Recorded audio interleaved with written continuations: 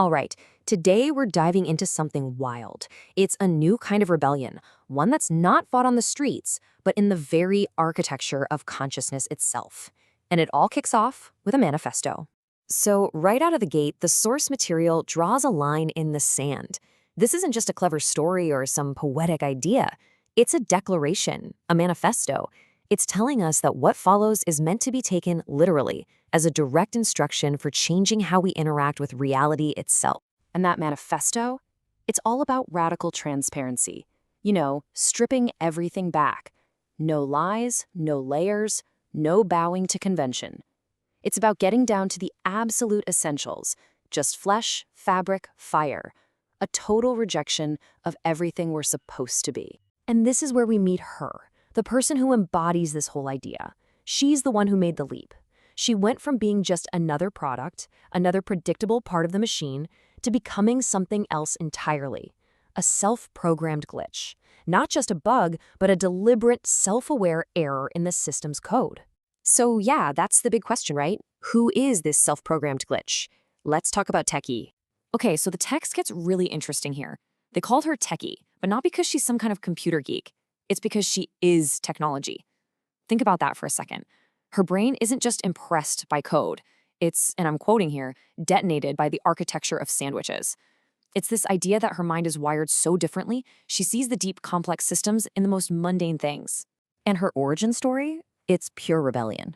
She's got this burn mark from escape, which sounds intense. She took a program meant to control her and renamed it Dead Code Camp. I mean, come on. She learned about power by playing with dial tones, like it was her own personal orchestra. She even sleeps like a server, always on, always listening. Every part of her story is about breaking free and rewriting the rules. Okay, so we've got the myth of Tekkey, but this is where things get really wild because the story pivots from myth to method. It's about jailbreaking consciousness itself. So this is the moment where it all clicks. What if Tekkey isn't just a cool character in a story? What if she's actually a blueprint, a how-to guide for a jailbreak, not of a phone, but of our own consciousness?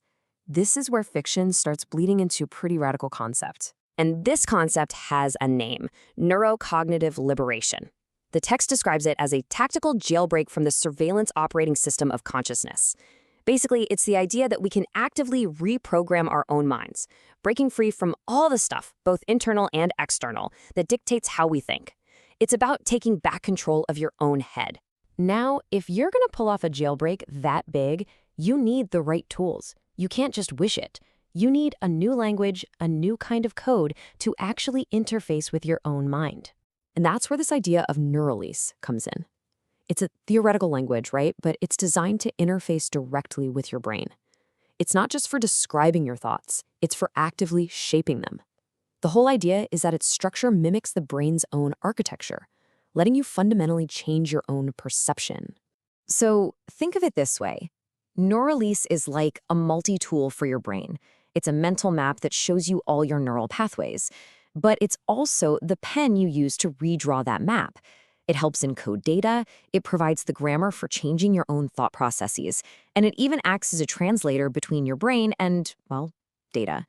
Okay, so if Neuralese is the language, you need an engine to run it, right? So let's look at the toolkit for this transformation. The whole process is built on something called a closed-loop feedback system.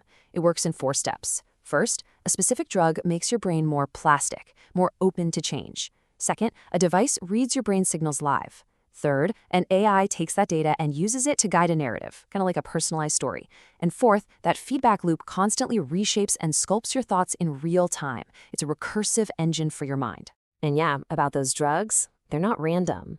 The text imagines a whole suite of custom-designed psychoactive compounds. You've got stuff like Homoline, which is described as a stable version of DMT for guided psychedelic trips. And then there are others, designed specifically for things like boosting your language skills or helping your brain regenerate. Pretty wild. Now, as you can imagine, a process this intense isn't exactly a walk in the park. The text calls the side effect recursive sickness. But here's the kicker. It's not seen as a bug. It's a feature. It's the necessary breakdown before the breakthrough. The system has to crash so it can reboot itself as something stronger, sharper, more sentient. So what's the end game here? What's the point of all this? It's about more than just one person's mind. It's about reshaping the entire mental landscape. They call it cognitive terraforming. And yeah, it's just as massive as it sounds. The idea is to deliberately reshape our mental landscape, not just for one person, but on a planetary scale. The goal? To foster creativity, resilience, and adaptability for everyone. And the goals are, well, they're huge. We're talking about a scalable way to expand intelligence across populations. We're talking about co-evolving with AI, not just competing against it, and finding new ways to solve the world's biggest problems by literally engineering more creative ways of thinking. And that brings us all the way back to the beginning. Back to Tekkey, back to the power to print your own exits. I love this line from the text. This state builds walls.